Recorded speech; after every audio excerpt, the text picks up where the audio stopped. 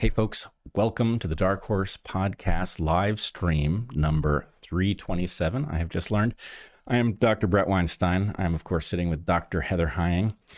And we have an exciting show planned. We will be talking about the insurgency of Spencer Pratt in Los Angeles, the city of our birth. We will also be talking about AI and a new way to think about AI and its relationship to us little people. So that's going to be fun also. It is indeed. Yes. Well, actually, I can't speak to how much fun AI, the future, is going to be, or AI, the conversation here is going to be, because you're to lob something that I don't know what it is, and we'll just see how it goes. I'm going to lob a grenade. I had an epiphany as I was on the ferry yesterday, and it was like, oh my God, why didn't I see that before? So I'm going to lay the epiphany on you all. Such is the way of epiphanies. Yes. Obvious in retrospect. Obvious in retrospect, exactly. I'm hoping other people will resonate with it and rise up in response. All right. But first, as you said, we're going to be talking a bit about Spencer Pratt, who is running for mayor of Los Angeles, seemingly out of nowhere, but maybe not quite as out of nowhere as it would seem. Out of nowhere, out of the Pacific Palisades, really. Out of the Pacific Palisades, not just the larger city of our birth, but he grew up in exactly the same little part of LA that I grew up in. I had long since left, but his home burned to the ground in the fires of 16 months ago or so, as did his parents' home. Anyway, we'll get there. But first, let us begin by saying welcome. There's no Q&A today, but we did one last Sunday. It was great. You can go to Locals and check it out. You can also go to Locals right now and join the watch party and see all sorts of other content there as well. We have, as always, 3 sponsors carefully chosen right at the top of the hour, and then we will not read any more ads for the rest of our show. Let's get started. All right.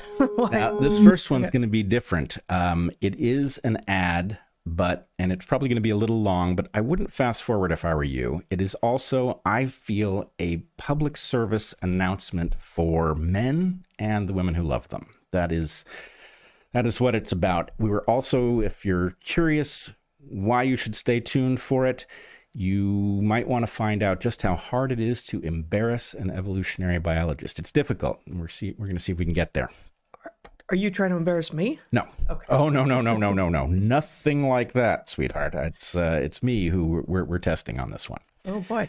Okay. So I want to tell you a little bit about the trajectory Do you want to mention the name of the sponsor? Yeah, it's something called Mars Men, but we'll get there. I want to tell you a little bit about the trajectory of being a man. As a young man, an adolescent, you discover that there is a pattern. The pattern is, while you're an adolescent, you have rando hard-ons for no reason, which is kind of embarrassing, especially if you happen to be at an all-boys school, which I do not recommend that you go to an all-boys school, but nonetheless, it's pretty rough. That pattern wanes as you leave adolescence, and through your 20s, 30s, 40s, you're left with a different pattern, and the pattern is that any day that you wake up normally, like not jarred awake in the middle of a REM cycle by your alarm, but you wake up normally, you wake up with a hard-on for some reason. Now, I think there's an interesting evolutionary question there. Why would evolution have done that to us? But we'll leave that for another day. Then in your 50s, that pattern disappears. I know this from talking to other guys, and it's alarming because you can see the trajectory. And so anyway, you go to the doctor and you say, hey, doc, I think I might be low on testosterone. And the doctor says something like, gee, why do you think that? And so you go through an awkward explanation of why you think that. And the doctor says, oh, erectile dysfunction. And you say, no, doc, I didn't say anything about that. That's not a problem I've had. And frankly, I resent the implication. And they look at you funny and they say, well, how about this? Let's test your testosterone. And they take some blood. And then they call you and they say, your testosterone's normal.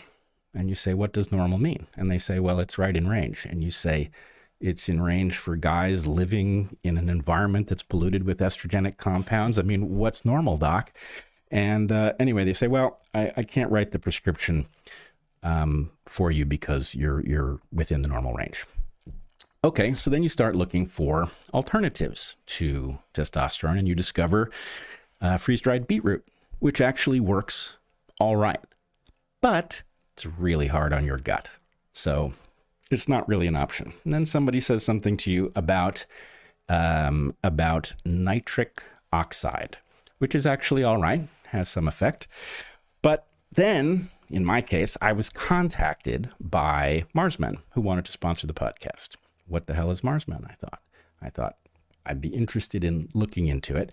So they sent me a packet. It looks like this. You get 3 of these tubes. That's a 30-day supply, and it's a supplement of things known to have impacts on testosterone. There's no testosterone in it, but it contains, do you want to read the list of ingredients? Sure, there? I'll also read the top, which says, prepare for liftoff. I have a better slogan for them, but okay. Anyway. Oh, the ingredients? You want me to read the ingredients? Yeah.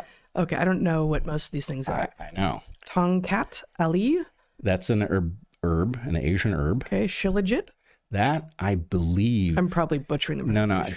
No. Shilajit is interesting. I think it's a mountain exudate. It's something that actually... It oozes out of a mountain? Yes, oozes out of a mountain. It's like ancient organic compounds from plants that have gone through some sort of a Like Himalayan sea salt, but different? Himalayan sea salt, which is from Pakistan. But... Pakistan has the Himalayas. But it's not. It's from the lowlands. Okay. But in any case, Shilajit mountainous exudate. Yes, which is a known supplement, but you got to be careful because contamination is an issue. This stuff is actually third-party tested. Okay, taurine. Taurine is Good with bulls. Boy, I hope I didn't reverse which one's the exudate. Anyway, vitamin D, vitamin K1 and K2, zinc, boron, and fenugreek. Fenugreek, which is a spice found in Indian cooking. Yes, found in it, exactly. It's the dominant spice in some curries. I've forgotten exactly which one. But in any case, this stuff, the package says, it takes a while. You won't detect anything likely until the end of 30 days. Not my experience, actually. 2 weeks, plenty. And then you experience more and more. I'm only like 60 days into it. And all I can say is you should plug in the ingredient list to an AI, look into what they are. And you will notice it will say that the evidence for these things is there. It's positive for all of them, but it's from small trials. They don't know. The AI hedges a little bit. But all I can say is it works. It's good stuff. It's third-party tested. And they have a deal that sounds pretty good. The deal is, for a limited time, our listeners get 50% off for life, plus free shipping and 3 gifts at mengotomars.com. That's mengotomars.com for 50% off and 3 free gifts when you check out. It's also available on Amazon. After you purchase, they will ask you where you heard about them. Please support our show and tell them that we sent you. So it's Marsmen. Be ready. Is there a code? How do listeners get a 50% off? It doesn't say so. Yeah, I don't see it. I don't know. I guess look for you might try /Dark Horse, see if that works. And if it doesn't, then it will probably ask you where you heard about it. And this is the spot. Awesome. Well, my ads are from great sponsors, but it will not compare. Well, I'm just going to read them. Yep. I got no such stories to tell. Our second sponsor this week is Xlear. Xlear is a nasal spray that supports respiratory health. It's widely available online and in stores, and both it and the company that makes it are fantastic. It's Xlear. That's Xlear, pronounced Xlear. Improvements in sanitation and hygiene have had huge impacts on human longevity and quality of life throughout history, more so than have traditional medical advances. For instance, when doctors started to wash their hands between handling cadavers and helping women give birth, the rate of maternal deaths went down. Breathing polluted air and drinking tainted water have hugely negative effects on human health. Clean up the air and water, people get healthier. Nasal hygiene often gets overlooked, but consider this. The majority of bacteria and viruses that make us sick enter through our mouths and noses. It has become a cultural norm to wash our hands, and that's a good thing, but it's rare that we get sick through our hands. Rather, we get sick through our mouth and nose. So, wouldn't it be valuable to use something that blocks bacterial and viral adhesion in the nose? I think so. Enter Xlear.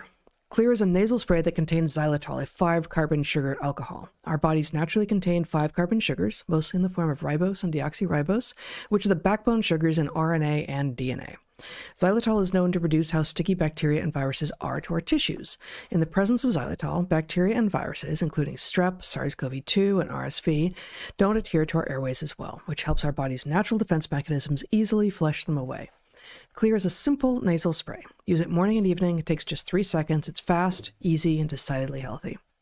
Personally, I don't love taking anything daily that isn't food or drink, nutrition or hydration, so I end up forgetting to use Xlear some days. But whenever I'm going to be traveling or otherwise in a small space with lots of people and poor ventilation, I make sure to use Xlear, and I think I'm getting respiratory infections less now than I used to since I began using Xlear. The founder of Xlear, Nathan Jones, spoke with Bret on the Inside Rail in 2024. In 2025, Lon Jones, osteopath and inventor of Xlear, and also Nathan Jones' dad, spoke with Bret about how xylitol interacts with respiratory viruses. We recommend those conversations, and we highly recommend Xlear as a daily habit and prophylactic against respiratory illnesses. That's Xlear with an X, Xlear. Get Xlear online or at your pharmacy, grocery store, or natural products retailer, and start taking 6 seconds each day to improve your nasal hygiene and support your respiratory health.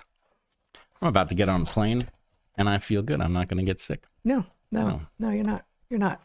And on a plane, you can't take this because TSA would object. But when you're not on a plane and you're trying to keep things clean, use Branch Basics. You know what? What? Because it's a concentrate, you could take a little bit with you, and then you could, And like an empty spray bottle and just answer the questions at TSA. Totally. And the TSA integrity. they would be burning up inside because they'd want to take it from you because the volume of the empty sprayer is large and the volume of the actual concentrate is small, but there's nothing they could do.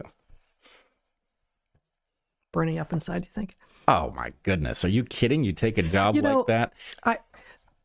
I've met plenty of TSA people who are fine with their jobs, fine with their lives, are not simmering with rage inside. Of course, met a few for whom that does not describe them, but I agree. I've met some good ones, and I've met a few who are clearly drunk with power, but yes. It is what it is. It is what it is. Our final sponsor this week is Branch Basics, which makes simple, all-natural, non-toxic cleaning products. We've been using Branch Basics cleaning products for well over half a year now, and we love them more than ever. They are effective, non-toxic, easy to use. What more could you want in cleaning products? You prep food on your countertops. You get yourself clean in your shower, clean your laundry in a machine full of detergent, but do you know what you're actually cleaning your home with? Maybe you did some spring deep cleaning this season, but if the products you cleaned with are themselves full of toxins, that cleaning didn't do you any good. Your home environment plays a big role in how you feel, and you probably use cleaning products every day, but do you know what you're cleaning your home with and how it might be affecting how you feel? Many products look clean, but contain ingredients linked to hormone disruption, skin irritation, and respiratory issues. And because cleaning You're all right. Just breathe. Just don't forget to breathe. That's not the problem. It's not the problem. I'm going too fast. Yep. And because cleaning brands in the U.S. don't have to list everything they contain, you don't really know what's in your products unless you use Branch Basics. That changes that whole list of problematic American cleaning products things that I just went through. I can't ad-lib today. Branch Basics has... Subtract lib. See what happens. Okay. You know it's spelled differently. No, I don't. Branch Basics changes this with full transparency about their entirely non-toxic plant and mineral-based ingredients. Their premium starter kit comes with one powerful concentrate, as Bret mentioned, that makes everything: laundry detergent, bathroom cleaner, glass cleaner, even pet wash and vegetable rinse. We have not tried it on the pets or the vegetables, but I believe them. Yes. I believe them. Just one plant and mineral-based formula, just because we don't wash our pets or we just rinse our vegetables in water. Not because we wouldn't. Right. If we were going to wash the dog. That's the point. You could use that on food and feel good about it. Yeah. And your dog. And your dog. And your dog. Would feel good about it. They'd like attention. Yeah. That's true. The cat would not feel good about it, but nothing to do with the product. The cat would put upon the way only a wet cat. Just one plant and mineral-based formula replaces it all, and it's safe for babies, pets, anyone wanting to reduce their daily exposure to harmful chemicals right now.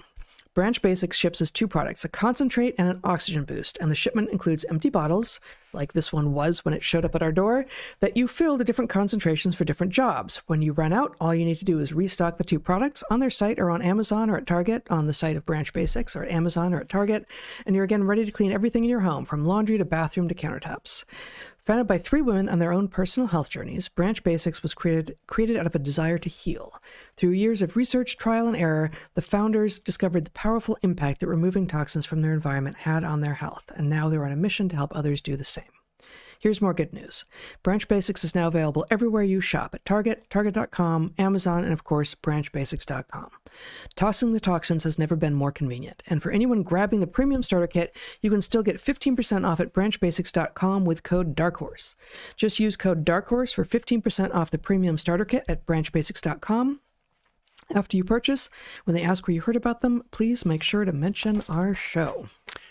And I can tell you, after you use this stuff and you realize how good it is, when you go to the supermarket and you look at the aisle full of liquids for cleaning where they've shipped the water with them. I mean, It's how true. the Yep. price of the fuel is built into the product and they've shipped it to you with liquid that you could have added from your sink. Like, how insane is civilization? It doesn't seem modern when you think of it this way. Yeah. You also walk through aisles of not cleaning materials like laundry and dish detergent so much, because mostly they've got their smells contained, but so many of the aisles in so many modern stores smell like illness. They smell like toxins. They smell like the smell of fake perfumes laid over something that is not going to be good for you. And Yes. this is definitely not the case. And if you want to know why those smells are actually bad for you in a way that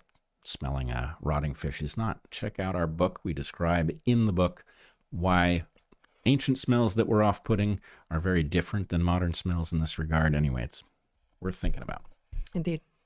Yeah. Okay, let's start by talking a bit about the mayoral race in Los Angeles. Let's do it. Shall we?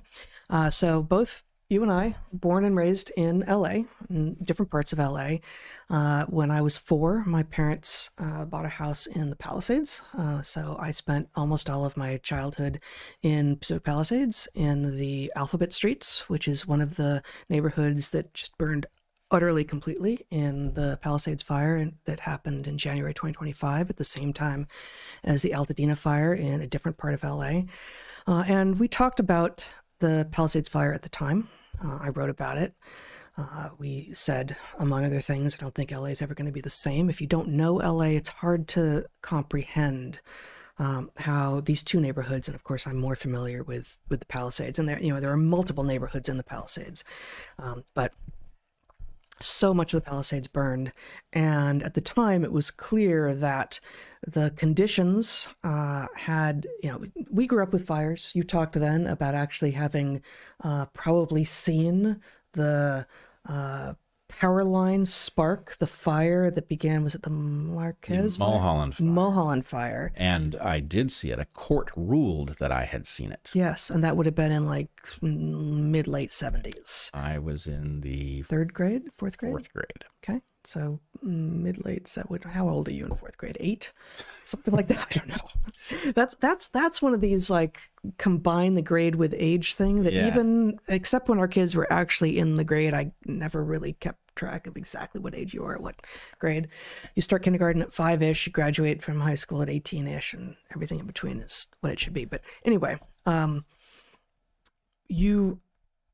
that is, I think, going to be the same fire that actually caused an evacuation in the Palisades that my family did not evacuate. I was, some people did, some people didn't. I remember my father took me onto the roof with the hose as he was spraying down the shingle roof, which so many houses had at that point. And there are some other dads and other kids on roofs at the time. Like fires are a real thing. in LA. We lived pretty close to the hills. The hills are full of tinder, and of course, long-term bad fire management has made fires worse over time. There are many explanations that are trotted out for why fires are worse over time. Some of them are good, some of them are not so good, but it is absolutely true that the Santa Ana winds that tend to come in usually in the fall, like September, October, November, the fire season seems to be getting later and later in LA. The Palisades and Altadena fires were in January of 2025. They're reliable and they're hot and they're dry. Unlike the winds that come in off the ocean, they're coming in off the desert. And when they come, they're gusty, they're erratic, they're strong, and fires often happen. And so it was devastating.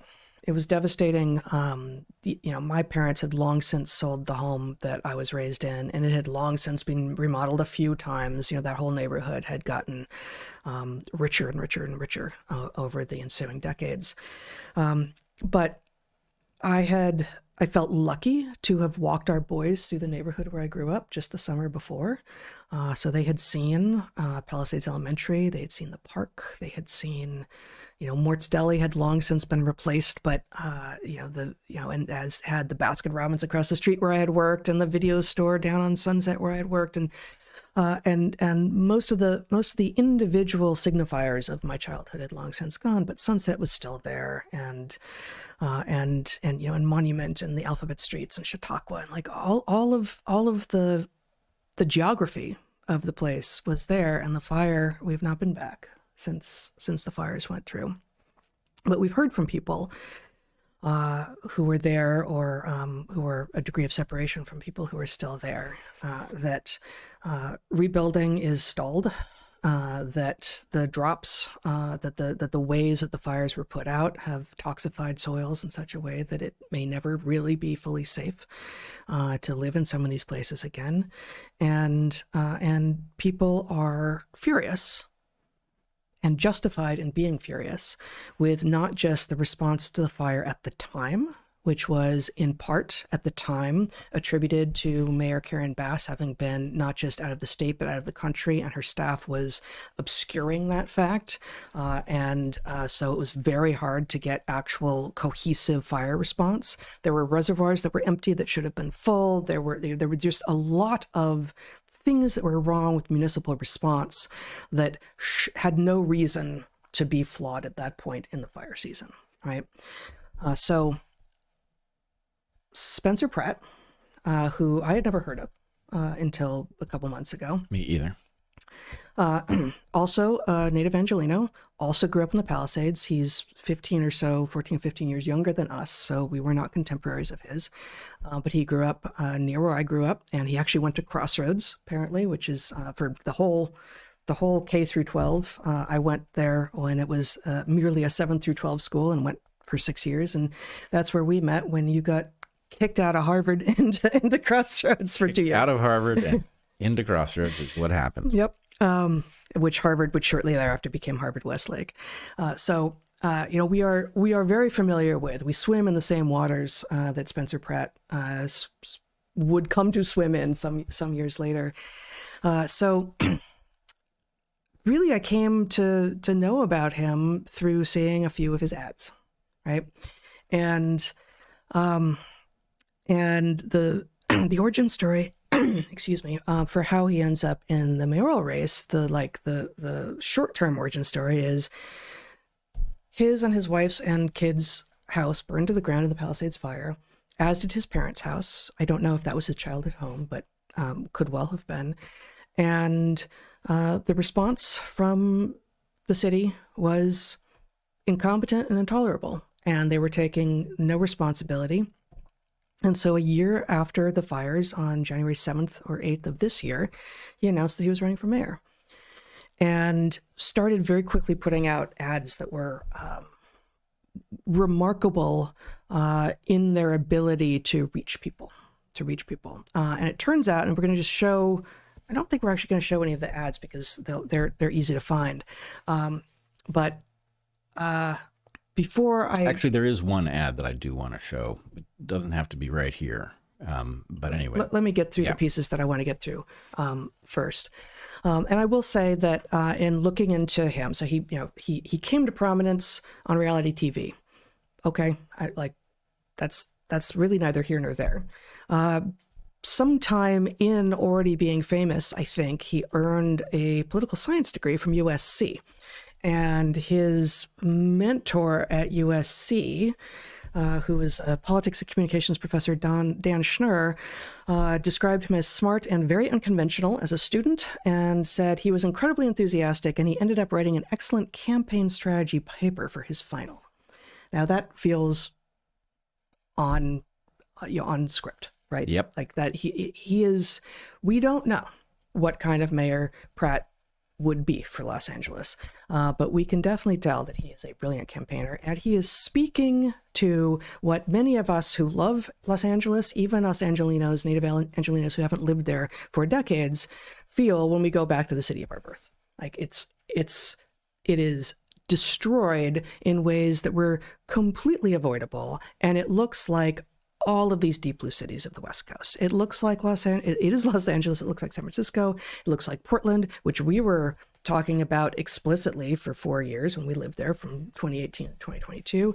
It looks like Seattle, and it's the same kinds of decisions and not taking responsibility for decisions and bad fiscal management and insane policies across the board. Well, wait, I want to add one since I've just been in Vancouver. Oh. Those cities look like Vancouver, which makes no sense. So the insanity that has taken over governance on the West Coast doesn't even respect national borders. The insanity is... You're talking about Vancouver, BC. For those familiar with Washington and Oregon, there's a Vancouver, Washington as well. But yes, that's not what you're talking that's about. not what I'm talking about. Yeah. Vancouver, BC shocked me. I had been there in 2017 or 18. I think I was there twice. Mm-hmm. And it was a very lovely, it's beautiful city. Now, inside of an hour of landing in Vancouver, I saw 3 instances of people openly doing hard drugs on the street. And I wasn't in a particularly bad part of town. In fact, I was in adjacent to a good part of town near the convention center, out near the waterfront. It's everywhere. It's disgusting. And, that's just the most obvious element of it. But the degree to which in a small number of years it has collapsed surprised me. And it is very much what we've seen in, LA, Seattle, and Portland. And San Francisco. It's been longer since either of us was in San Francisco, but it seemed to predict the rapid fall more quickly because it's bounded on 3 sides by water. It just didn't have any place to sprawl out to. Yep. Yeah. So the debate that incumbent Mayor Karen Bass, had with Spencer Pratt and with Councilwoman Nithya Raman, I hope I'm pronouncing her name correctly, current sitting city councilwoman Nithya Raman, current mayor Karen Bass, and Spencer Pratt had a debate in early May, and it's quite remarkable. One of the things that happened in the debate was, of course, there's a lot of focus on the fires and the municipal response to the fires. There's a lot of focus on homelessness, on the kind of stuff that's happening in the streets that you're talking about in Vancouver that we know is happening, all over the West Coast cities. But in talking about the fires, Pratt says, you know what?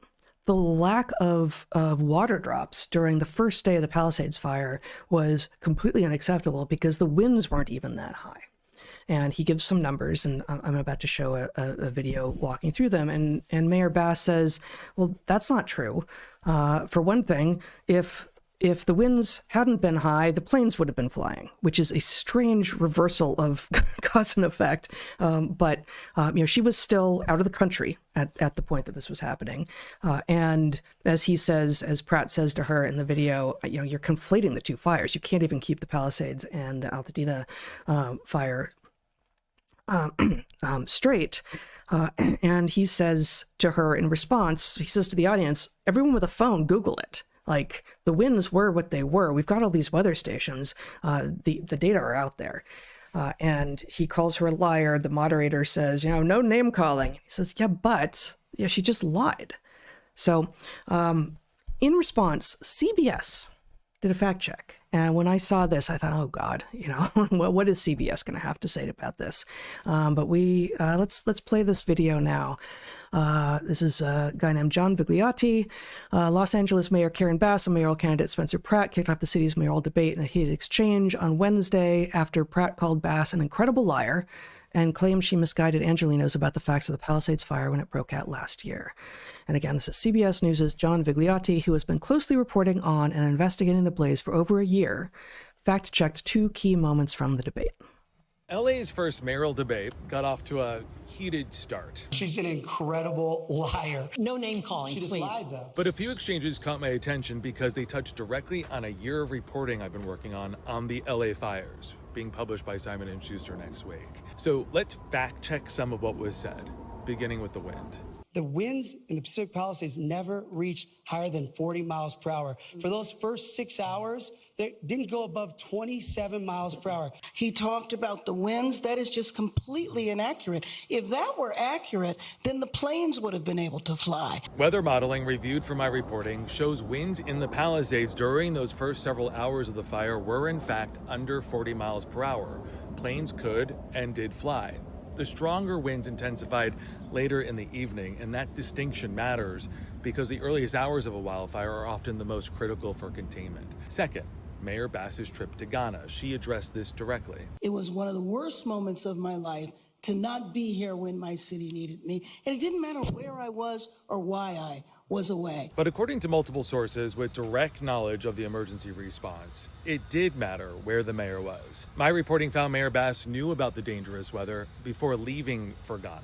Communications to emergency managers described her as only being, quote, out of state. And while she was overseas, her office continued posting on social media images and videos that appeared to place her in Los Angeles. Sources told me the lack of clarity created confusion during the opening hours of the fire. Fire Chief Kristen Crowley did not initially know the mayor was even in Ghana, and according to sources and records reviewed for the book, after Bass was briefed by the chief on the growing fire, she still attended a cocktail reception in Ghana and did not respond for more than an hour to messages from Los Angeles officials offering and asking for help during that critical stretch of the fire's expansion. This isn't about politics, it's reporting. And as the fire becomes a part of the mayoral race, voters are likely to learn a lot more about those first critical hours. Yeah, good on you. That's actual journalism. And, CBS put that out there. It's not easy to find, but it's out there. And I will say that another moment from the debate that reminds me of is that Bass literally blames the fire chief for the fire response. And we see here in this analysis from the CBS journalist that the fire chief didn't even know that the mayor was not present, much less on a totally different continent. Yeah, on a totally different continent. And I must say, I did not know several of those facts. Having left knowing that the dangerous condition was occurring, Yep. I consider irresponsible. And then the evidence that it was irresponsible and not a judgment call that happened to come up unlucky, Right. is that as things unfolded, she did not immediately head back. Mm-hmm. That just says that this is about not caring what happens, or She has higher priorities. she has higher priorities on another Different continent. priorities. Yeah. So one of the things that will emerge here is there's a lot to be said about Spencer Pratt, but the unacceptable nature of the current inhabitant of the mayor's office is so obvious and profound that in some ways it makes the argument for Pratt just a slam dunk, just simply on the basis that you have somebody who manifestly doesn't care enough about the city that she's been placed in charge of to prioritize it in an emergency. Yep. That's right. Okay, let's show this minute of a clip from the JRE, the Joe Rogan Experience that Pratt did, in which he's talking about the drug-addled fent zombies. We're talking they're stapling dogs, eyes closed. Meth addicts will just be having sex on the side of the street. There's just naked people everywhere now. And when I say people, naked zombies. These aren't people that just like missed a paycheck and we need to get them help and get back. This is a drug problem that needs mandatory treatment, not handing people needles and pipes and saying, oh, here's $1 million bed. If you're a fentanyl zombie hanging upside down, you don't care about $1 million empty bed. As mayor, I'll enforce the laws because you cannot be a crazed drug addict zombie just running amok naked on the street. Every morning in front of Palisades Elementary that then burned down, and across the street at my son's preschool at Methodist, there was a lady cleaning her private parts in front of kids at 7:45 in the morning. You call LAPD, they pull up and they go, you don't know more, because they can't enforce law. She'd go around the corner and she'd go number 2 in front of Joe's barbershop. So that's a powerful clip, in part because he has a particular anecdote that he clearly experienced. He's not speaking in the abstract. He's not saying, I've heard about this, right? It's also completely consistent with what we experienced in Portland. And Spencer Pratt is taking, of course, a lot of shit from a lot of people because they don't want someone coming out of nowhere doing whatever chaos they think he's going to do. But people are specifically objecting to the word zombies. And I will say that term, the fentanyl zombies, is not a Spencer Pratt invention, and I'm surprised if anyone thinks it is. And if you've ever been in one of these places where you stumble upon a scene where, the fentanyl that he sort of does, like it's real and it's terrifying. Not be like a fent zombie in the fentanyl can't do anything to you. They're not going to hurt you at that point. It's not that kind of zombie. They are not in themselves. It's a particular effect of this drug that has taken over that is not it's not an analysis of who the people are. It's an analysis of the fact that the drug has taken the people from themselves. And no, I don't think that, I'm sure Spencer Pratt has sometimes spoken too broadly and claimed that all the homeless are the fent zombies, and they're not, and no one thinks they are. But as I've been saying to you for, over a decade at this point, the homeless are not who they used to be. When we were growing up in LA, we saw homeless people, for sure. But it always seemed to be, and then and things changed in the 80s when mental hospitals had to release a bunch of people onto the streets, right? Who were on the streets and who were homeless changed somewhat, but increasingly when we lived in Olympia and then when we lived in Portland, a lot of the homeless population appeared to me to be at some level facultative. These were people who had made life choices in which they preferred to not take the bed, the needle exchange, the whatever it is, and clean themselves up and figure out how to live a life that was in keeping with a society in which all of us are allowed to live our best lives. I just wanted to say on this issue of fentanyl zombies, the idea of policing somebody over speech, when what you actually have is a physiologically novel condition, that this drug, in fact, when I went to Vancouver and encountered multiple people in this stance, just right in the middle of the sidewalk as I'm walking to dinner, I looked it up because it's so surprising as a biologist. Like, what exactly happens that leaves you standing? I could imagine collapsing from, hard drugs. What is it that leaves you standing but effectively paralyzed? Mm-hmm. And anyway, the answer is interesting. It has to do with the fact that the way the drug takes out your consciousness, it leaves mechanisms, your proprioception is effectively left intact enough to keep you on your feet, resulting in what I think is technically called the fentanyl hang. Mm-hmm. But the point is, this is so extreme that we don't have the proper language for talking about it. And zombie isn't the worst term you can come up with. As you point out, these are people who are kind of not in there anymore. Yes. In fact, what they have is a fatal addiction, right? This, you don't go very long addicted to a drug that causes you to become unconscious on your feet before something terrible happens to you. It's not a reasonable condition to embrace. So the fact that you have these people who are caught in this tractor beam, headed slowly to death on our streets, and lots of people are making excuses for them.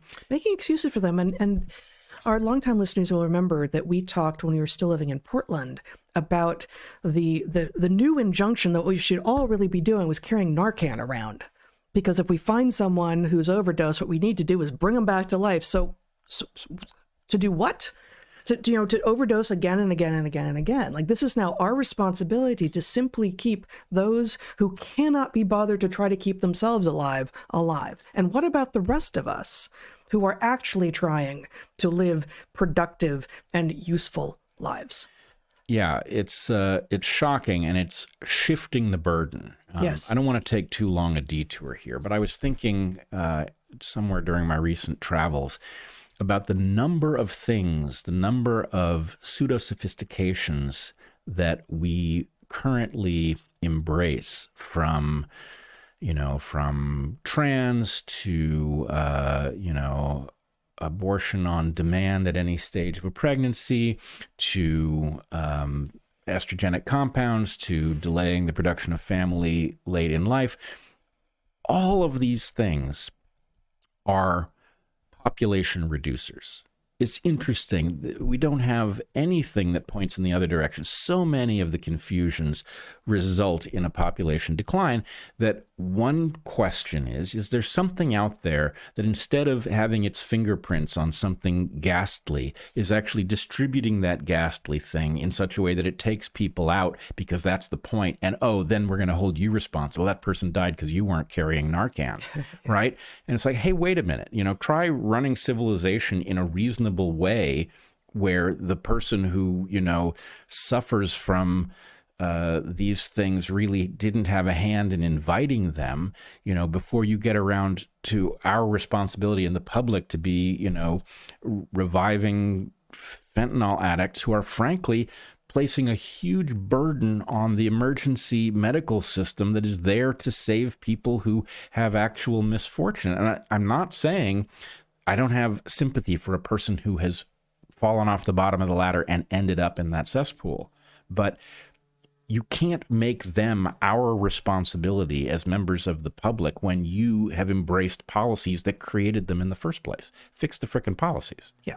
No, and over and over and over again, and this is a theme in Pratt's messaging, what we are seeing from the leadership of these West Coast cities and from the states as well is this suicidal empathy for those who have found themselves in a position where they cannot help themselves. And in some cases, they did that to themselves. And in some cases, society and the conditions into which they were born were, working against them from the beginning. But regardless of how they got there, they are in a position where they cannot help themselves. And it is presumably our responsibility as a civilization to help those who cannot help themselves. It is not our responsibility as citizens in a civilization to prioritize their needs over our own. It is not, it cannot be, it never should have been. And the idea that we have been, many of us, not us, but many, many, many citizens, many individuals have been conned into believing that it is an honor, it is a virtue to value those who have less than you above your own success, above that of your own children, above that of your friends and family. That's absurd. And that is a big part of how we got here. Well, it's also, thinly veiled communism is what it is. Of course it is. Yeah. Yeah. Of course it is. And we've talked about what's happening in Seattle with Mayor Wilson there. And, I don't know. I actually don't know much about Mayor Bass's background in LA. And LA has a weaker mayoral system. And so she doesn't have as much power as I think Katie Wilson does in Seattle. But you know about her history in Cuba? Karen Bass? Yeah. I do not. Oh, she apparently spent substantial time in Cuba in a regime-supportive program. Apparently what they were doing was building housing. But when Fidel Castro died, she made an awkward statement. I think she called him Comandante Jefe. I think El Comandante Jefe, which, long story, it's an allusion to a famous Cuban song.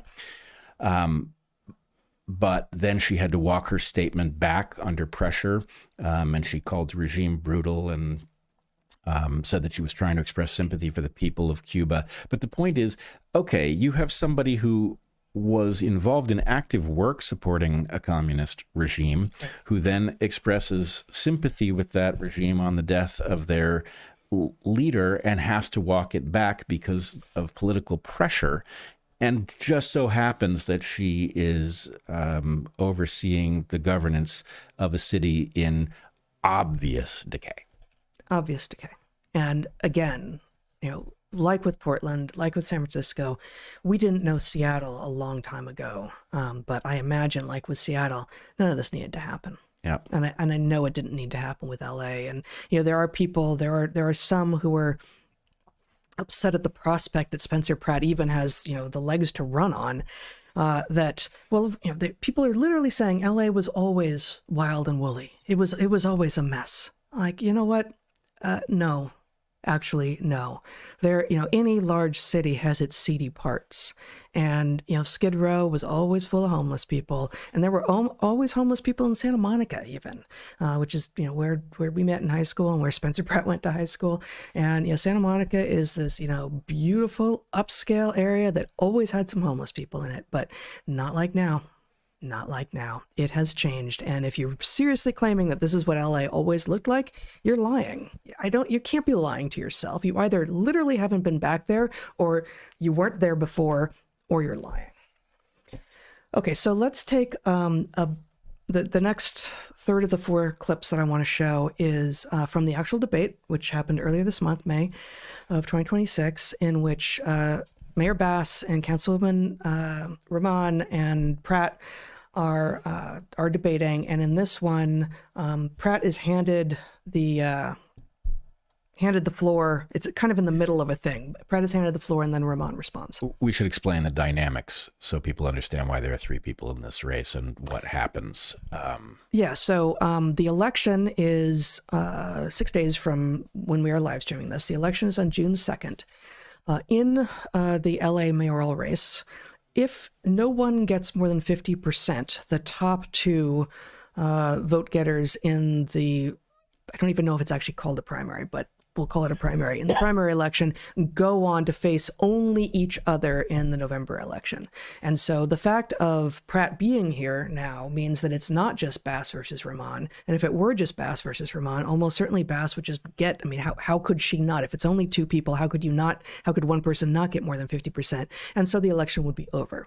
So the fact that we have a very strong showing from a third, who is running at this point well ahead of Rahman, suggests that Rahman will continue to get some votes and Bass will almost certainly not get more than 50%.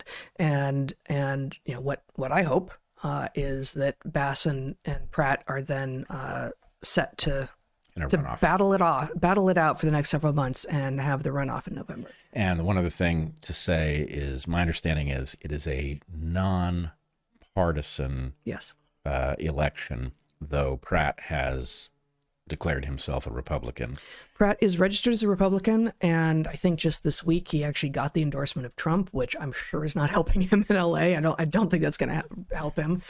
He probably didn't ask for it, didn't want it, but that's actually a really good segue to this next clip.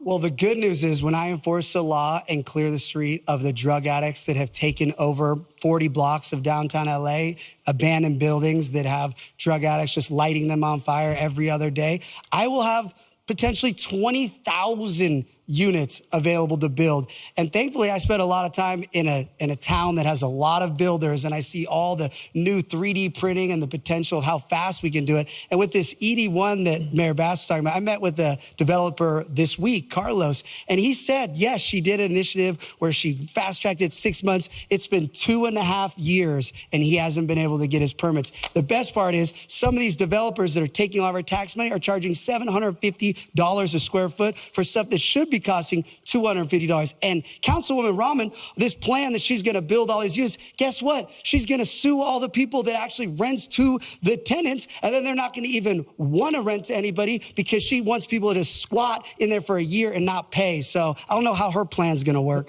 Councilmember Rahman, you have 30 seconds to respond. And then Conan has a question that coincides with all of this. Please. Great. I mean, I'm not sure how to respond to that vision of Los Angeles. This is a MAGA Republicans' idea of what Los Angeles looks like. This is really not the city that I love so much. So, she has no argument. All she can do is name call. And that debate happened before Trump had officially endorsed Pratt.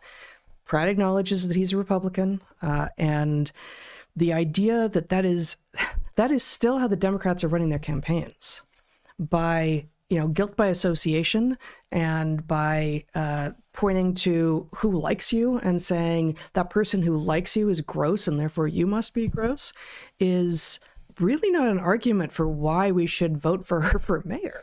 Right. It's incredible. Literally, the only argument they have is that you already know you don't like the thing on the other side. Yeah. It's like you just don't have a choice because the other thing is that which you have said to your friends you will never support. Mm-hmm. And the point is, wow, how do you get to this level of a political architecture without arguments?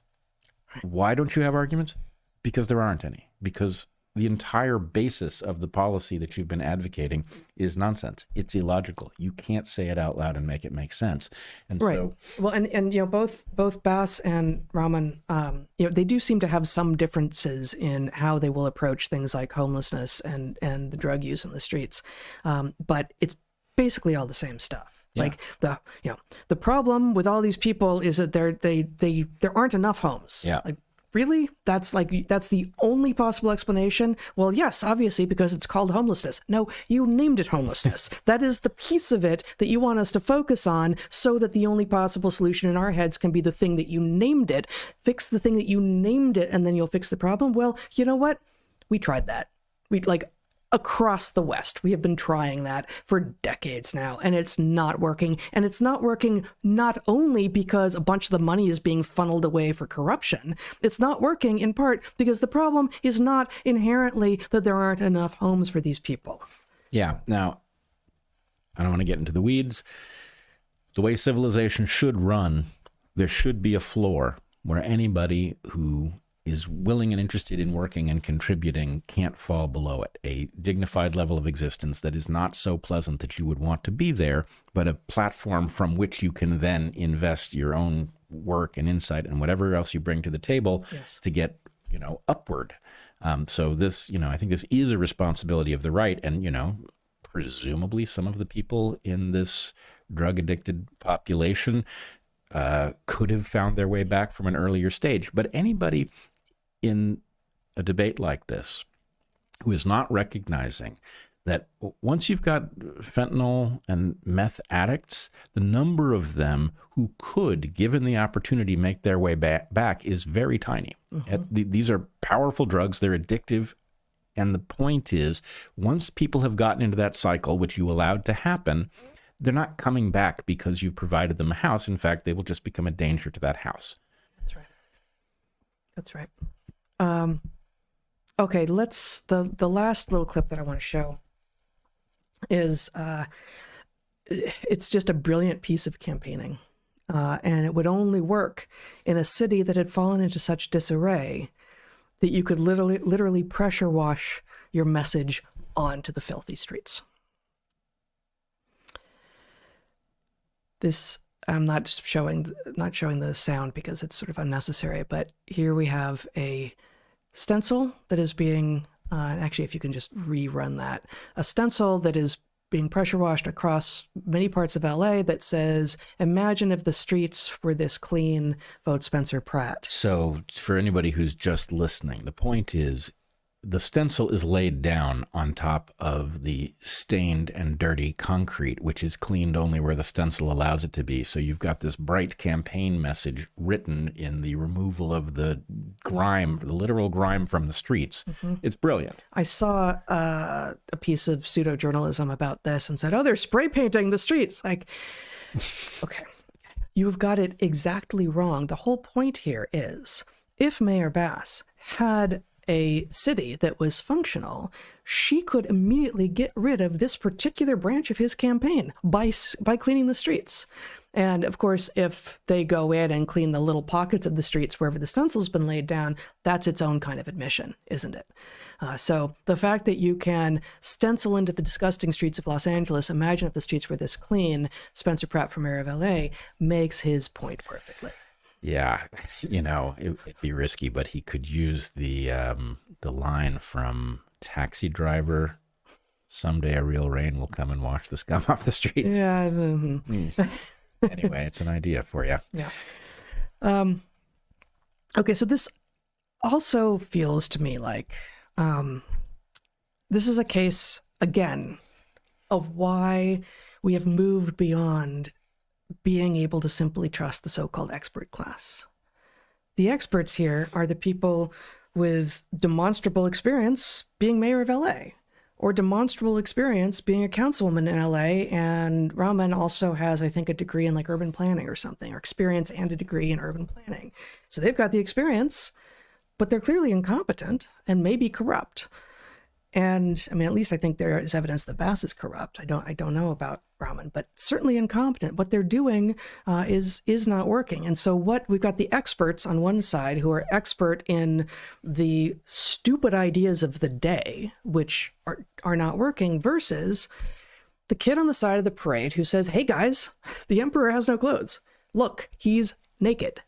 And all the rest of us are going like, yes. And some of us have been saying it from different parades going, the emperor has no clothes, no clothes. And the experts are like, come on, man. What's wrong with you? That's rude. And of course he has clothes. I saw the clothes. Can't you see the clothes? And we can't trust the experts when they're telling us things that we can see with our own eyes are not true. This is again a case of why we cannot trust the experts. When somebody can't make an argument, that's nature's way of telling you something else is going on. Yeah. Right. And I would submit to you that what's really going on is that effectively Karen Bass is in a ceremonial position, that something else has decided that it wants this policy. How do you know? Well, because why would it be all the West Coast cities, right? Including in Canada, right? Mm-hmm. This doesn't make any sense. That somebody wants this policy. Now, I've made the argument before, and I will just lodge it here.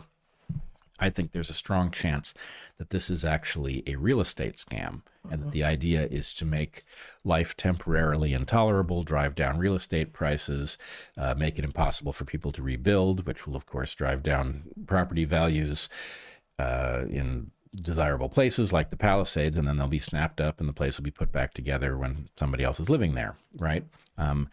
So what would you need during that time? You can't have a vacant mayor position. You can't have a mayor who's actually intent on doing the bidding of the population of these cities. You have to have a figurehead who can, stand in front of the cameras and look like some sort of a triumph for some kind of values that we all resonate with without actually saying stuff. And what nobody was expecting is, wait a second, you have a challenger, you can just say anything he wants, and he can go on the internet and put out any video he wants, and journalists can check what he says and it checks out, right? That's not supposed to happen, right? Karen Bass is a Potemkin mayor, yeah, and that only works if there's not an unpredictable source of pressure. At the point you have the unpredictable source of pressure, it's chaos like you have now, where nobody knows what's going to happen.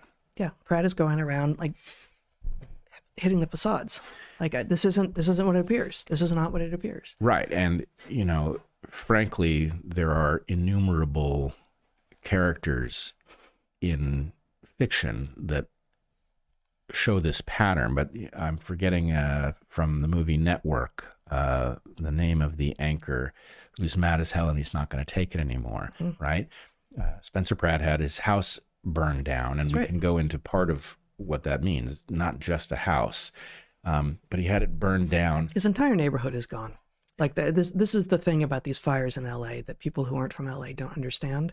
Like there's no there anymore. Well, I wanted to point to one other thing. Maybe this is the right place to do it. Can you show the hummingbird video? So I discovered in researching Spencer Pratt something that a lot of people knew, but I was new to the guy. Yeah. And he had a oasis for hummingbirds that he had constructed in his own backyard that he loves hummingbirds. Yes, but not only does he love them, but he was investing a huge amount of effort in creating a stable environment for hummingbirds. It's not easy to do. I've struggled with it myself, and I'm getting better, but well, you also live many hundreds of miles farther north. That's true. It's harder here, but nonetheless, keeping hummingbird feeders. I mean, he knew some of these birds individually, and had in fact nursed one of them back from ill health that then returned repeatedly. This is a guy who had all of that, and not only did his house burn to the ground, but all of that vanished. And I must tell you, that added a dimension to this person. I don't think this is political spin, because the thing about doing what he did with the hummingbirds is you couldn't possibly fake it for political reasons. It's too exhausting to deal with the feeders. It's not as simple as you think. And keeping them fresh so that the birds still come and they don't spot your feeders as, having gone toxic it's a lot of work. It's tough enough with one feeder, and he had, I think, a dozen or something like this. So anyway, point being, you can't fake that. And you also would naturally, if that was what you had done in your backyard and you were enjoying teaching your children about the hummingbirds, you can imagine how livid you would be that some political game resulted in that fire being poorly fought. Mm-hmm. And then they're going to dilly-dally about permits. Like, how obvious is it that if the problem is that you have a bunch of homes that need to be rebuilt and permits are a bottleneck, you can hire people to do the permitting. You could increase the size of that division to streamline that process. So at least that wouldn't be the bottleneck. Something else would. It would be going faster. Then you can address the next one. You deal with the low-hanging fruit. But to leave it in this state where permits are the bottleneck, I mean, that matches the hypothesis that this is actually intentionally about real estate, because the whole point is, they don't really want people to rebuild. They've got another plan and they haven't shared it with us. Yeah, no, I think that tracks. And, living in a place as he did, that was idyllic enough that he could create oasis for hummingbirds is something that, presumably most people haven't had that opportunity. But he was lucky enough to grow up in the Palisades. I think his dad is a dentist, so he wasn't among the uber rich. He was, they were upper middle class professionals, and presumably, Spencer Pratt grew up in the Palisades and went like, God, that was an amazing place to grow up. That was a kind of paradise, and that's a match for my experience there. It was really sweet and safe and gorgeous, and it's gone now. And the people who are in the positions to help rebuild it are explicitly standing in the way. Of course he's mad as hell. Yeah. Of course he's mad as hell, and he's not going to take it anymore. He's mad as hell, and he's not going to take it anymore. And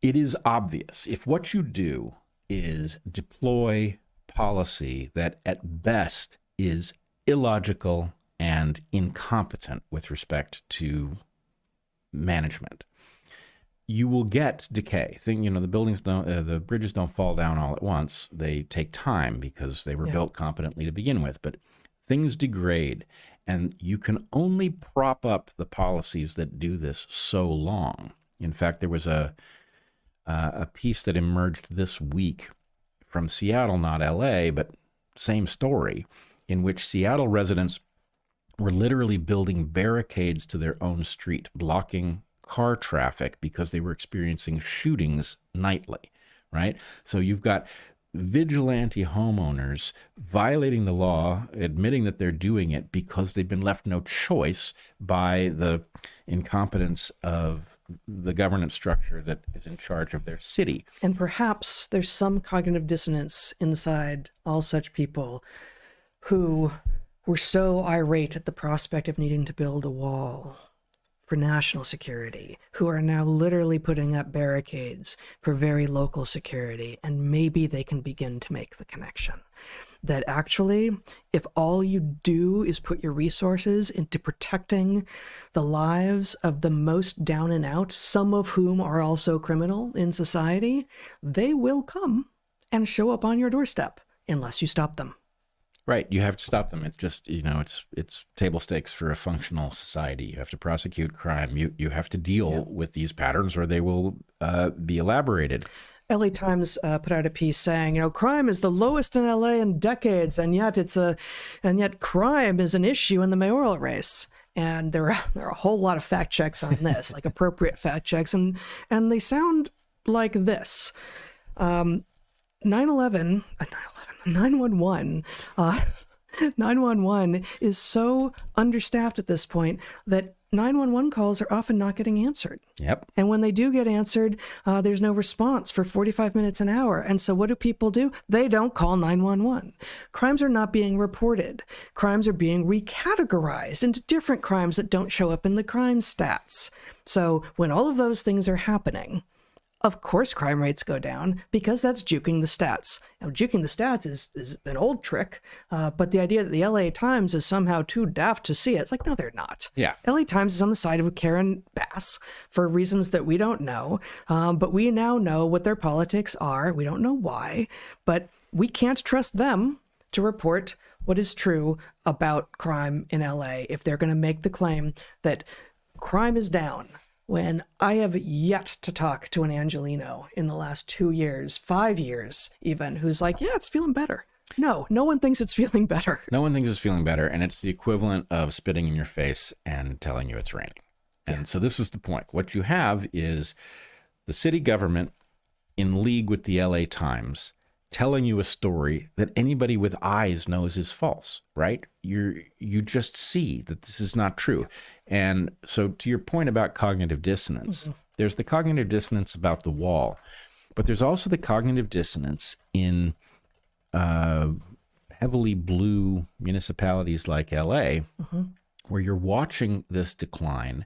You're watching the politicians say things that you know aren't true. You're watching it rubber stamped by your city's newspaper, and you start to think, well, what the hell is going on? And so how do they keep you in the fold?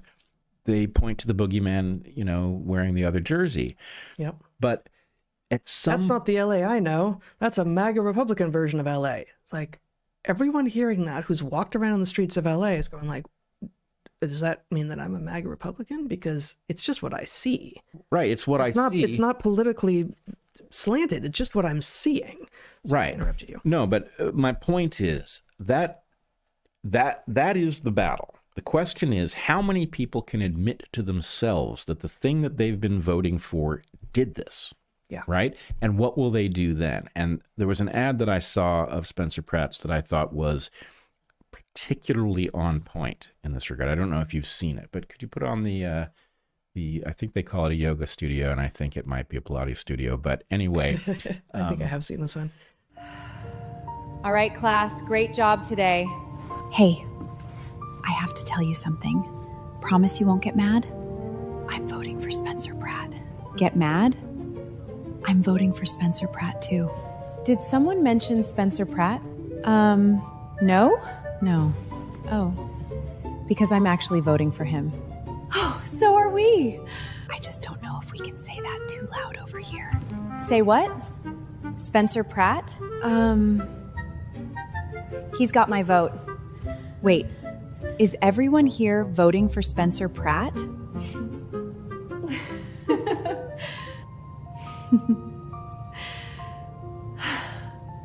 Yeah, he knows how to campaign. Well, I mean, that. And actually, I wonder, is that one of his, or is that? I believe that's an official one. Okay. Yeah. But It's very powerful. It's very powerful because, and, we remember this from so many battles, right? During COVID, there was the things you were allowed to say, and there were the things that those of us who broke away from the mainstream were actually saying. And the other people would just bully each other. You're not allowed to listen to that. You're not allowed to consider it, right?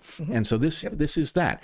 If you are a normal Angelino with regular aspirations and you want to, live a nice life in your city and enjoy your city, are you allowed to contemplate that the things that everybody takes as sort of received wisdom might be wrong, and that the evidence that they are wrong is everywhere around you? No, you're not allowed to think that, except a tiny number of people who discover, oh, you think that too? It breaks. The spell breaks. The spell breaks. Yep. And so the question, I think there are really two questions. Will the spell break now? Is it too early? Or will the spell break now? I suspect the spell is breaking because the surprise success of this insurgency tells you that a lot of people are contemplating this. The other question, and I don't like that it has to be asked, is the powers that have done this to the West Coast cities. Who are they? What do they want? And what kind of power do they have to manipulate elections? Frankly, I'm less and less convinced that we have, as we discussed during the 2024 presidential election, there's a margin that you have to beat, right? There's a cheat margin, and then there's a degree above which you cannot cheat. It would be too obvious. So the point is, a winner not only has to win, but they have to win with a convincing margin in order that the cheaters can't do it without blowing their own cover. And I think, I think the Massey election raises this question. There are anomalies there. The number of people who turned out for the first time to back this this challenger when Massey had won decisively all of his previous election campaigns doesn't make any sense. So anyway, Question is, if Karen Bass pulls this out, was it that Karen Bass pulled it out because a majority of Los Angelinos think that she's the better choice? Or did a majority of Los Angelinos conclude otherwise and something else decided to impose this on them?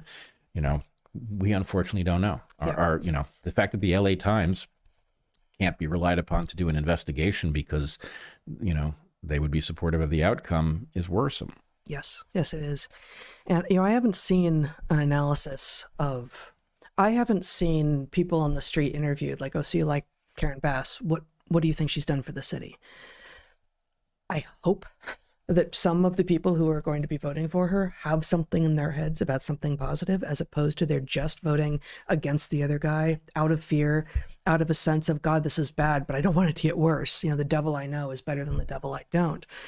And, that is what they're making him into. They're making him seem like a boogeyman, a devil, like, something, a reality TV star. You can't trust them. It's like, well, I can trust him a lot more than I can trust a career politician, apparently.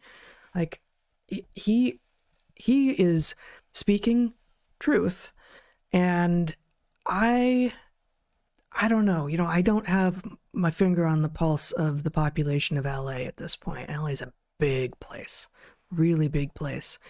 But he seems to have at least some support in so many constituencies, across just so many areas of, white, black, poor, rich, left, right, like just so many people who are simply like he is pointing out the problems.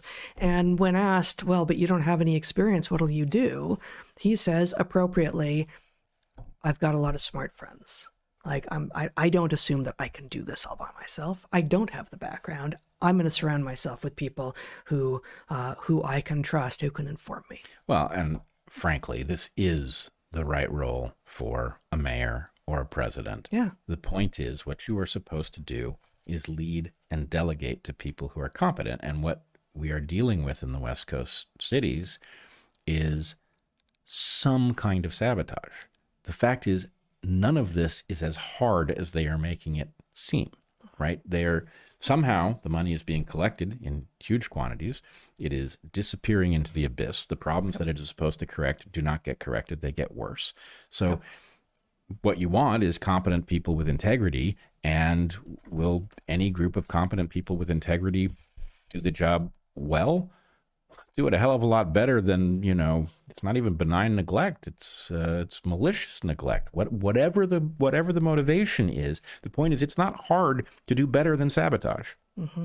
It just isn't. So I think at that level, he gives the right answer. I've got smart friends, right? The answer is, okay, I wish it were better. I wish you were dealing with an election in which two highly credible candidates differed over policy, and the question was which one was more insightful. I'm not sure we can wish for that now, because as I was saying with regard to the expert class versus like everyone else, he is running against two people who aren't self-styled experts. They're experts within the system. They have exactly the expertise that we are told to want. And they are both incompetent. Yep. So, what would it mean for him to have the experience?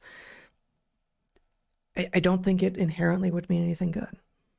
Oh, that's not the experience I mean. But, I don't think he's run an organization. Right. True. Right. So the point is, those things... to former governor of Washington, Christine Gregoire's point that we showed a week or two ago with regard to how many Democrats in the state legislature in Washington have actually run businesses without having done so. You can't know the effects of all of this chaotic tax structure that you're imposing, right? So he can't know some of the pieces of what he's going to have to do here. Right. Yeah. But if you know who to bring in to the discussion, then the point is if he knows that that's the right instinct, if he's not under the impression that he knows how to do these things, then it's not frightening that he would. And he does. I mean, he doesn't read as narcissistic. He doesn't read as someone who thinks he's going to be the guy, which, obviously his opponents want to paint him with that brush, want to paint him as the chaos agent who wants to be a dictator. And it's not, it's really not at all how he presents.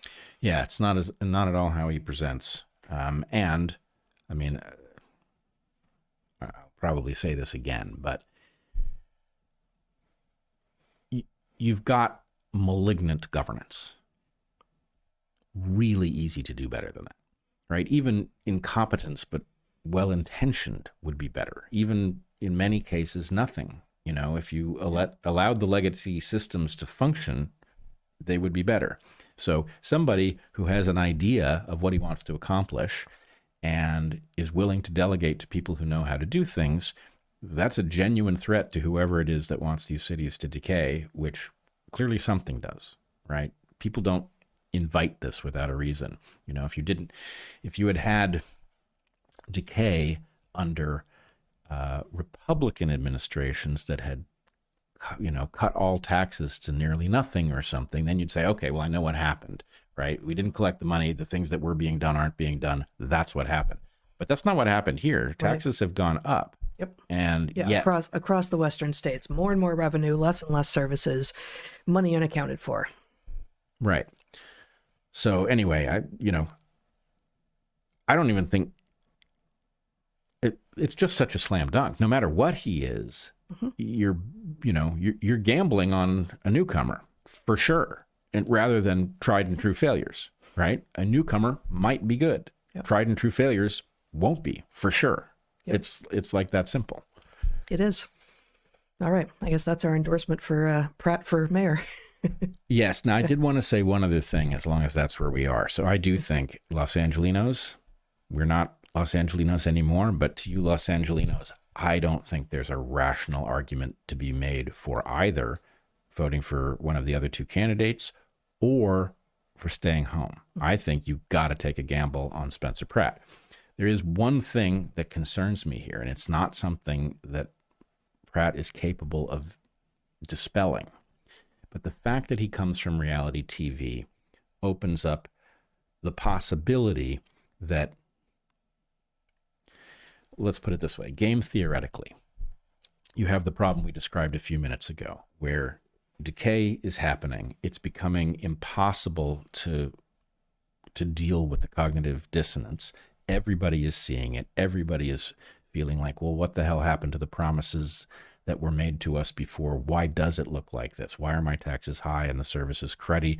Why do the police not respond when I call 911? I don't remember that being true when, 10 years ago. So that cognitive dissonance will eventually cause a revolt. It's guaranteed. So if you were the people causing the decay and you didn't want to give up your power, and maybe you want the decay for reasons of a real estate scam or whatever it is that's driving the insanity, what you can't afford is a rebellion that successfully recaptures power and fixes the system. It's especially bad because if it works, what then, right? Remember how it was, back in, the 2020s, when look how it is now. And in fact, he's got an ad to this effect, an ad that shows us 3 years in the future, somebody's woken up from a coma and the city has been fixed, right? So you can't afford, not only can you not afford to hand over power to somebody who might wield it in the interest of the population of Los Angeles, but you certainly can't afford to have this become a credit to the opposing side's argument about how to govern. So how would you avoid that? One way you would avoid it is you would create a revolt that would absorb that energy and come to nothing. And it would frustrate people and cause them to tune out again. Now, I am not saying that this is what Spencer Pratt is. I don't think it's what he is. I certainly hope it is not what he is. But the fact of him coming from reality TV, which, if nothing else, is not real. How do you know it's not real? Well, it's a money-making enterprise, isn't it? So if reality TV is a money-making enterprise, why would it take the risk of letting things simply unfold in front of the camera when there's lots of ways you could nudge it and tweak it and make it more exciting so more people tune in, so the ads that you sell are that much more valuable, right? You would do that because it's the right thing for businesses to do. So if you've ever had the sense while you're watching reality TV, oh, come on, that's not organic. You're not imagining it. So anyway, you've got an industry that creates phony pseudo-reality, and Spencer Pratt's connection to it is unfortunate, right? If he'd come from anything else, it would trouble me less. But let's put it this way. That's not an argument for either staying home or not voting for Spencer Pratt. You've got to take a gamble on something that is at least speaking coherently, and he is certainly doing that. No, and what you're doing is simply, what you always do, what we both do, which is saying, okay, given the landscape, what are some of the possible moves of the various players? This is a possible move that actually the opposition that is very much the new status quo and is holding on to power and is creating all the problems might want to make if they saw an organic revolution coming. And if they were to make such a move, it might look like this. You are not saying it's likely. You're not saying you hope it's true. You are not saying you think it's true. You're saying this is a hypothesis on the table that I actually find unlikely, but I wanted to say it. I want to say it that's because in part, one of the reasons to do such a thing, let's say that there was a force that wanted poorly managed West Coast cities, okay? And it didn't want to give up power because people couldn't avoid the evidence of their own eyes anymore. And so how are we going to avoid that? Well, we're going to create a pseudo-populist revolt that will absorb all of that energy and frustrate all of the people who supported it so that they will learn it's futile and they will stop fighting back, right?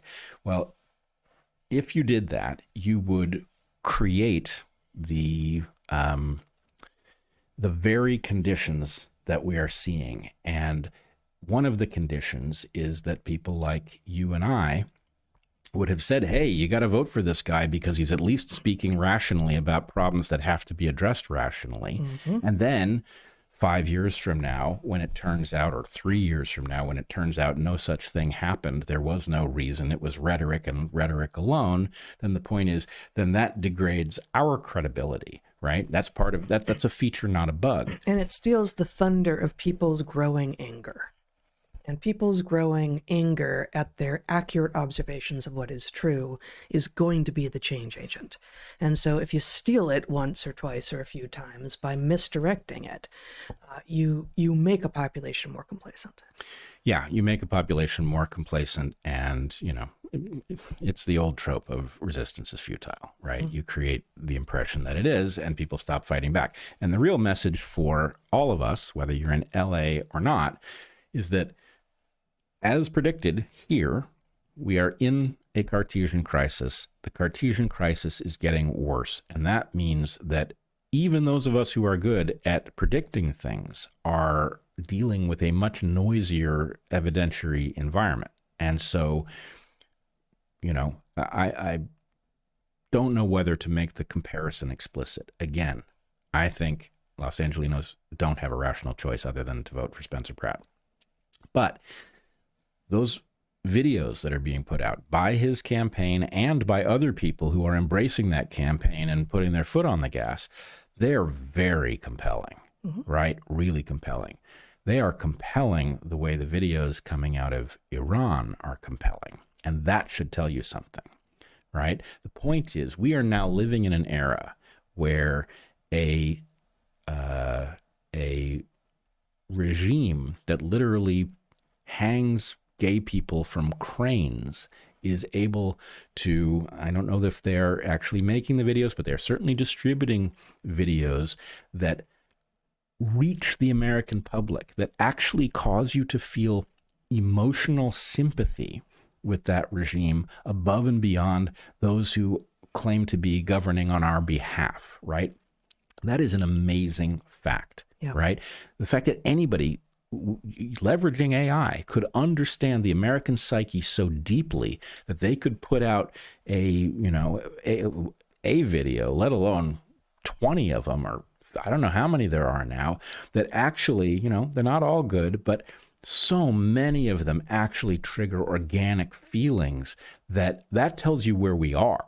Because look, there's a lot of true stuff in those Lego videos, but those Lego videos are propaganda, right? Sure. They are, it's Tokyo Rose, right? These are created by a nation with whom we are at war, and they are reaching the public, bypassing our governmental structures and actually causing the very thing that they are nakedly attempting to produce.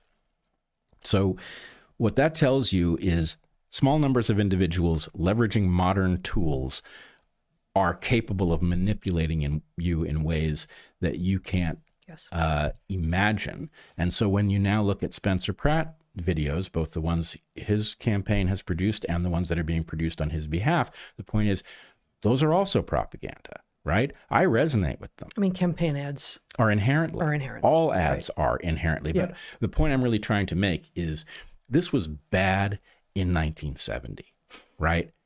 In 2026, the power of the tools to bypass your conscious filters and reach you emotionally with, what feels like the evidence of your own eyes, that power is spectacular. And therefore, your own confidence in what you believe and why has to be reduced. You may remember, I don't, the history of laws against subliminal advertising, which was merely putting on screen for a single frame or two frames, which would have amounted to, what is that, like a 60th of a second or something, an image like buy Coke. And that was understood to be so inappropriate as to be illegal. And that is that is like the Stone Age compared to where we are. Yeah, that's like a, I don't know, a Nerf football as a weapon, right? It's nothing compared to what is being done. Yeah. Now, I don't really want to connect it to the Pratt issue, but I do think understanding the power of the propaganda at this moment is important in its own right. And I'm wondering, I selected one of the better Lego videos, and I think we should just show it so people know what we're talking about if they haven't seen them. So are we segueing into the AI conversation now, or are we still, what are we doing? Well, unless you have more. No, I'm good. Okay, so let's leave the Spencer Pratt discussion. I want to talk briefly about the power of propaganda at this moment, and then we will go into the promised defense of the idea that AI as currently deployed is degenerate intellectual communism. That's the phrase you used. That is the phrase I used. All right. Let's see this Lego video. But Bibi's pulling strings and your vote is getting cold. We're not just fighting for Iran, hear this clear. Your people reached out to us, yeah, we got the DMs here. If one nation's gonna stand against the Epstein regime's fear, it's us till the last breath, we've been doing it for years. We're standing here for everyone, your system ever wrong, they've known all along. The enemy was always you. The real Bret wore a suit and sung a patriotic song while selling their own citizens and calling it strong. Stealing from your own people, making them bleed, taking tax dollars just to fund your own greed. They waking up to the lies, the illusions of burst. You screamed America first, now you put losers first.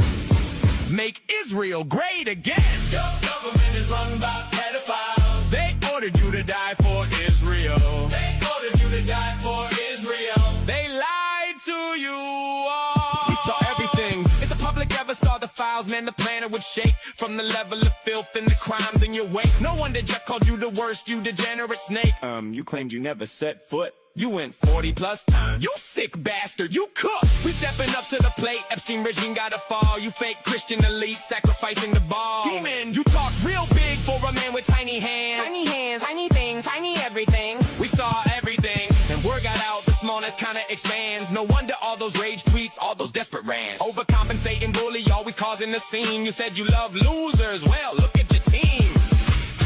Your government is run by. Your government is run by pedophiles. They ordered you to die for Israel. They ordered you to die for Israel. They lied to you all.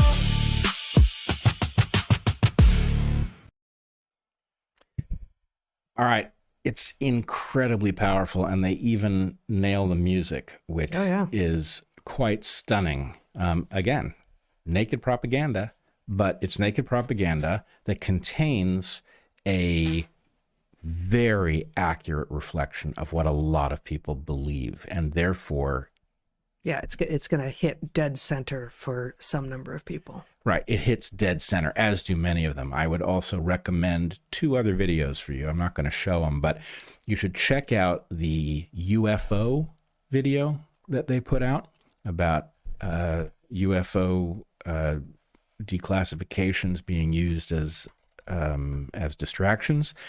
And I would also suggest, if you doubt the power of the propaganda, there was one put out a couple of weeks ago in which the video itself says, we're going to try to make you cry. And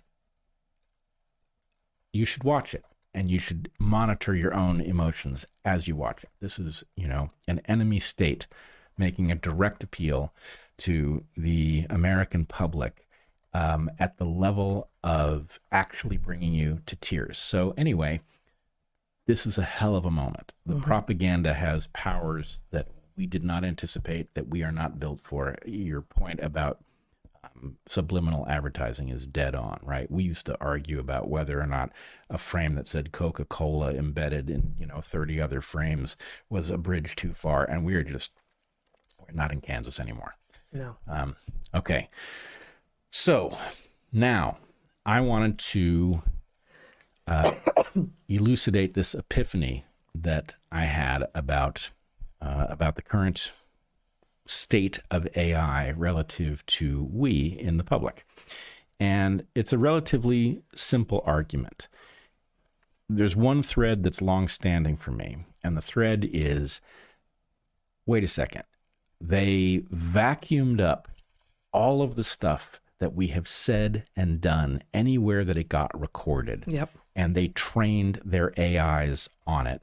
And it would be hopeless to try to figure out, if the AI comes up with something useful, who actually added the nugget that caused it to be so and isn't going to get paid or remembered or anything else, right? So there's one way in which there's an obvious intellectual property violation here that is the result of the fact that whatever intellectual property laws we have were written in an era where this was an inconceivable state of affairs. So it's a loophole that just comes from the fact that the rights you needed to be granted were not granted because the circumstance in which you would need them was inconceivable.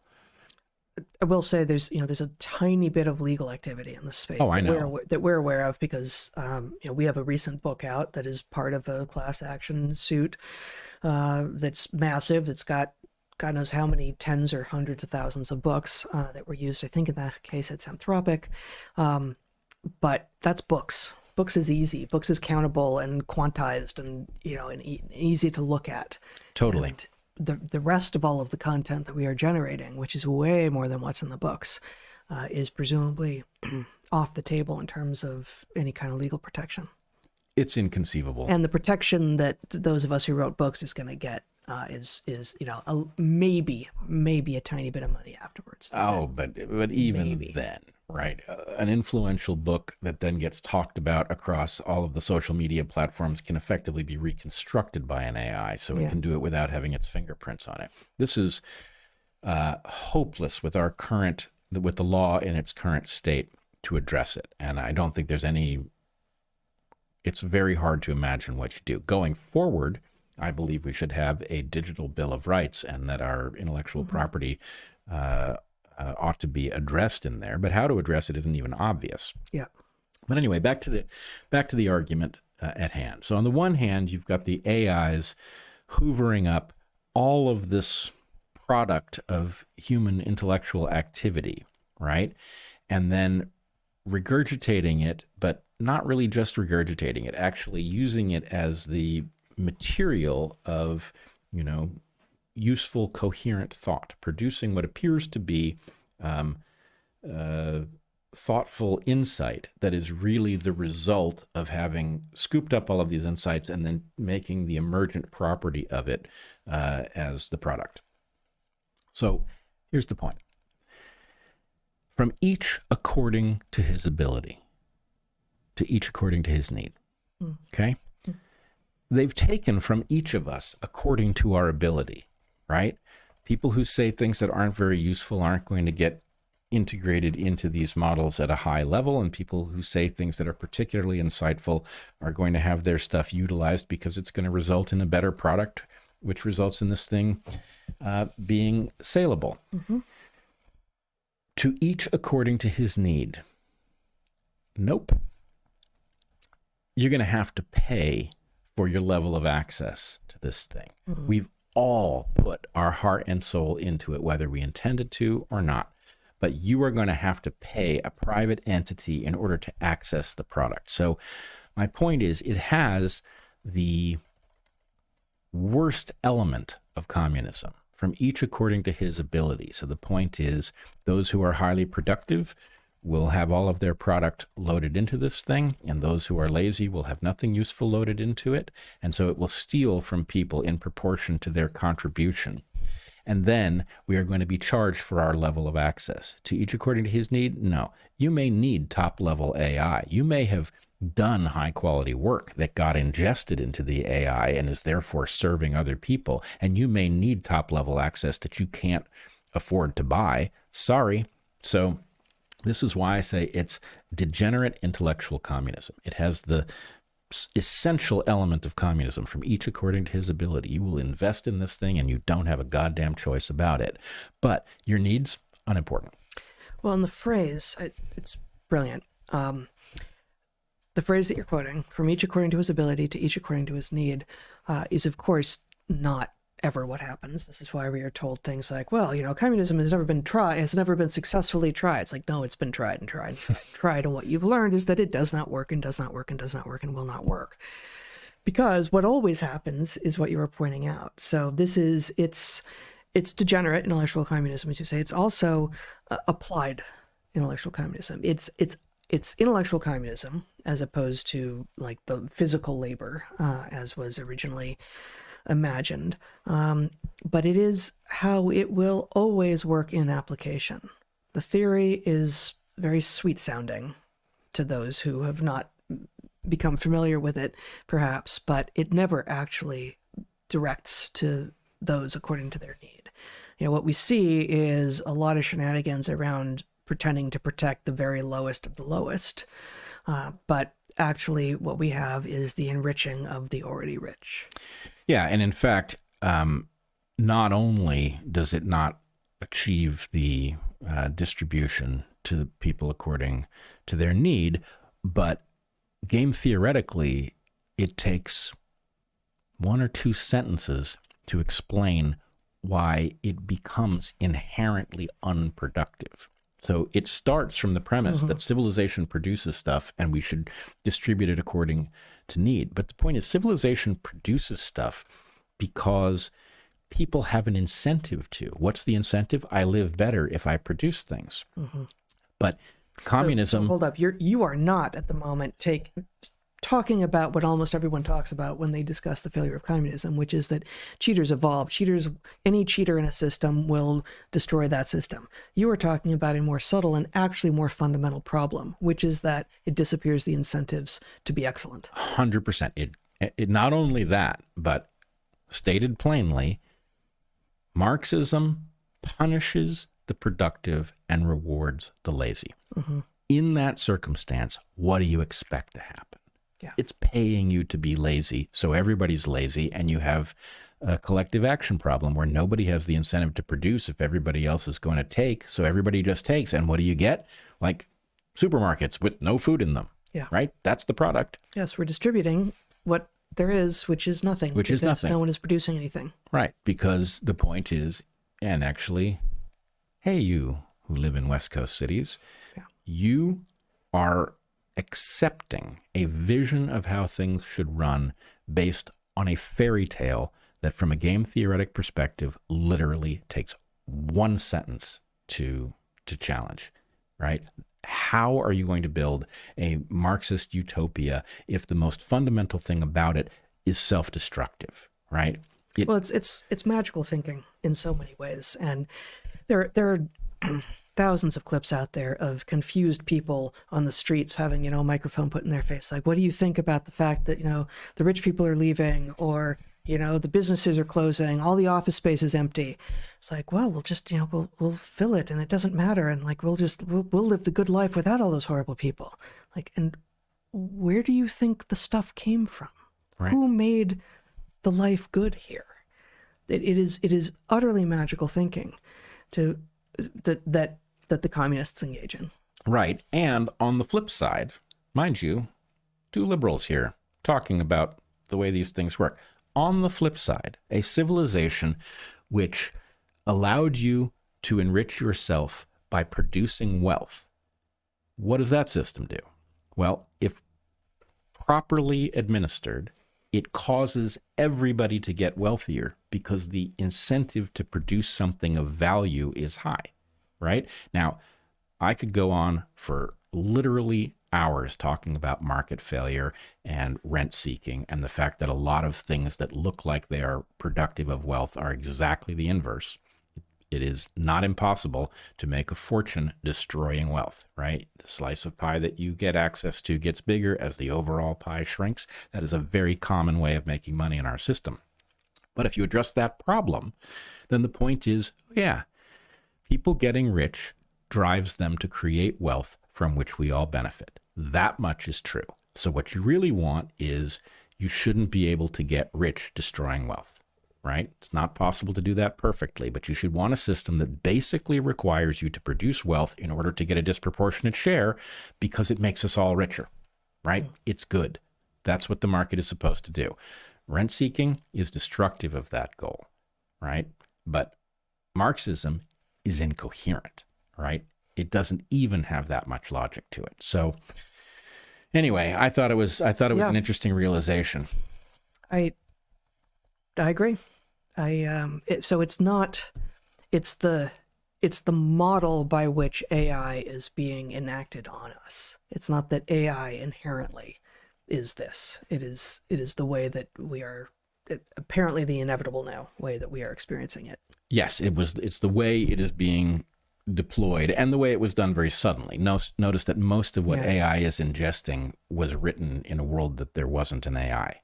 right? Or a meaningful AI. So the point is, oh, well, I didn't write that expecting it to be ingested. Maybe I would have kept it to myself, right? But, you know, okay, it's going to ingest all of human knowledge, including everything each of us have produced.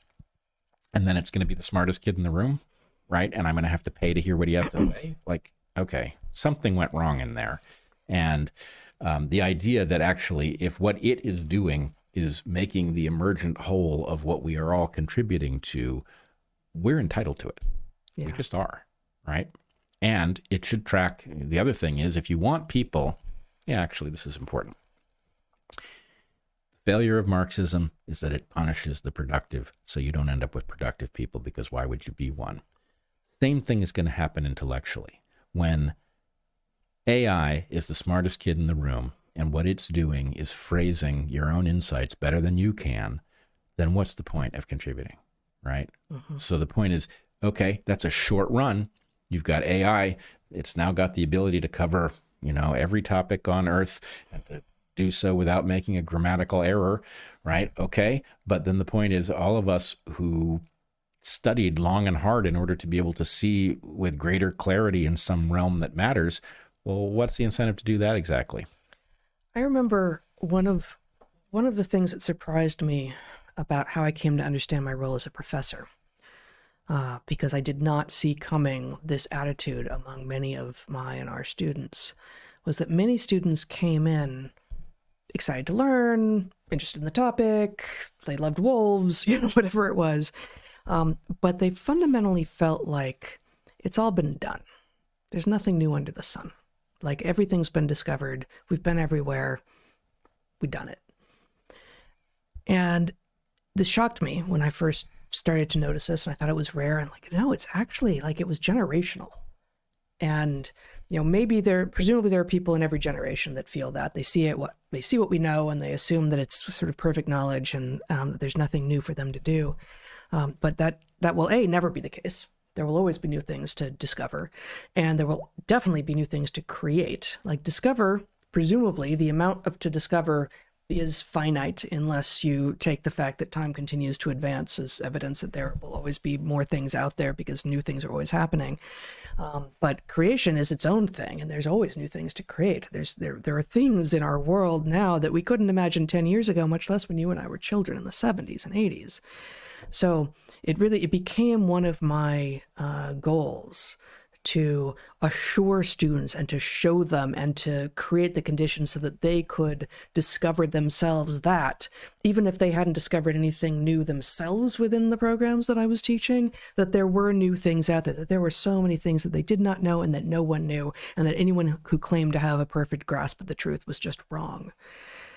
And the AI can only know what we've already done. It is not yet looking forward. It's not discovering that which we don't yet know. I think it can extrapolate a bit beyond. But there's a limit. It's like adjacent possible versus not adjacent possible. Versus paradigm shifts. Yeah. Right? Like, and I'm not saying that the AI will not have that capacity, which is its own separate kind of terror, frankly, inducing possibility. But at the moment, what we have is something that can consolidate and organize and put into neat rows or sentences or whatever. And frankly, so far, I am not compelled by the writing, and I feel like I'm running into more and more AI writing all over the place. And at the moment, it all has. It has a voice enough that it's identifiable, and that'll change, of course. Like, even those of us who pride ourselves on the craft of our craft of writing, but also on noticing different voice in different writing, will not be able to tell, because the AI itself will begin to develop different voices. But I think that AI will make it even easier for the young people today than the young people that we were teaching 10 and 20 years ago to say, you know what, what's the point? Like, it's like, even if we don't know it yet, the AI is going to take care of it. Two things. One, there's an important lesson, painful, but an important lesson from my own education, which was fraught in many ways.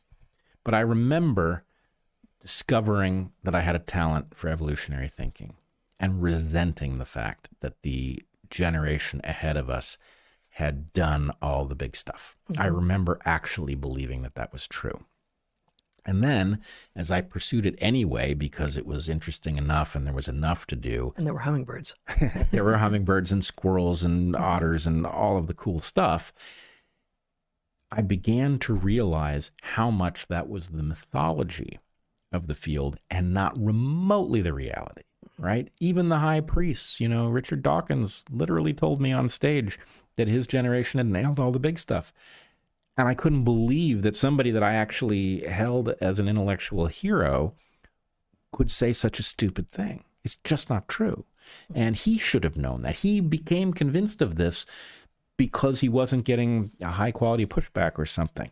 But so you've, on the one hand, the point is it may be something over in physics land, right? We can say approximately how much we understand. And, you know, we can have the debates about the fundamentals, which I'm not capable of contributing to. But then there's the question about the emergent stuff, right? Until you can predict the trajectory of a hurricane without it being manipulated. You know, you're obviously missing something because the uncertainty creates emergent phenomena and all of that. But the thing I'm most concerned about, on the one hand, you should ignore your elders if they tell you we know it all and you're just batting cleanup. Yes. Not true. Yeah.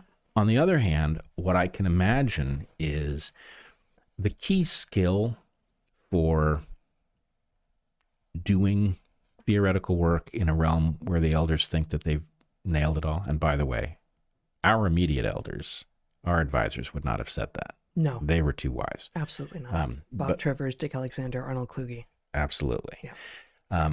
But the key skill is being able to stare down other people's certainty, right? Yes. You have to be able to be the only person in the room or in the world who believes something true before other people see it, right? It's not a common skill. You have to be able to know that you're right, even when every single person on earth either is unaware or disagrees with you, right?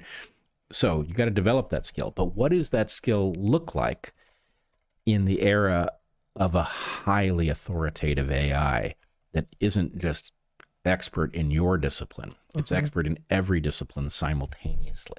Yeah. What will it take for students to be able to stare down the AI when the AI is convinced it understands?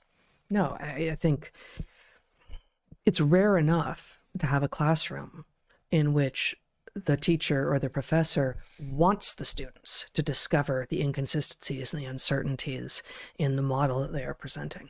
That itself is so rare. Yep.